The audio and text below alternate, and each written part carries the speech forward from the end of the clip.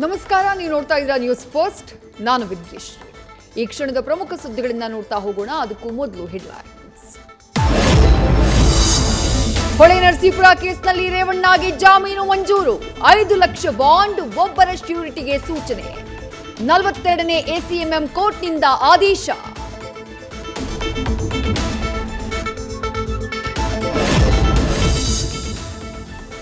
ಪ್ರಜ್ವಲ್ ರೇವಣ್ಣ ಎಷ್ಟು ದಿನ ಹೊರಗಡೆ ಇರ್ತೀಯಾ? ಮುಂದಿನ 24 ಗಂಟೆ ಅಥವಾ 48 ಗಂಟೆಯ ಒಳಗೆ ದೇಶಕ್ಕೆ ಬಂದು ವಿಚಾರಣೆಗೆ ಸಹಕರಿಸಿ ಪ್ರಜ್ವಲ್ಗೆ ಕೈ ಮುಗಿದು ಮನವಿ ಮಾಡಿದ ಮಾಜಿ ಸಿಎಂ ಕುಮಾರಸ್ವಾಮಿ.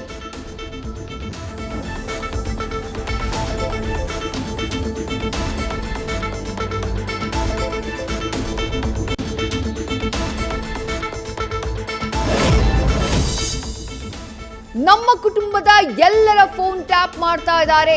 ನನ್ನ ಆಪ್ತರ 45 ಜನರ ಫೋನ್ ಟ್ಯಾಪ್ ಆಗಿದೆ. ಸರ್ಕಾರದ ವಿರುದ್ಧ ಮಾಜಿ ಸಿಎಂ ಎಚ್.ಡಿ. ಕುಮಾರಸ್ವಾಮಿ ಆರೋಪ.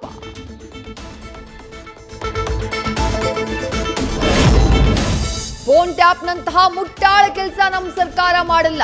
ಫೋನ್ ಟ್ಯಾಪ್ ಮಾಡೋಕೆ ಅವರೇನ್ ಟೆರರಿಸ್ಟಾ? ಎಚ್.ಡಿ.ಕೆ ಆರೋಪಕ್ಕೆ ಡಿಸಿಎಂ ಡಿಕೆ ಶಿವಕುಮಾರ್ ತಿರುಗೇಟು.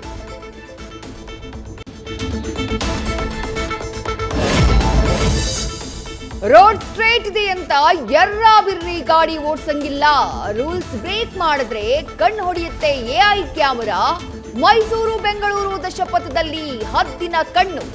ಮನೆಗೆ ಬರುತ್ತೆ ದಂಡದ ಚೀಟಿ. ವಾರದೊಳಗೆ ಕಟ್ಟದೇ ಇದ್ರೆ ಜೈಲು ಗ್ಯಾರಂಟಿ.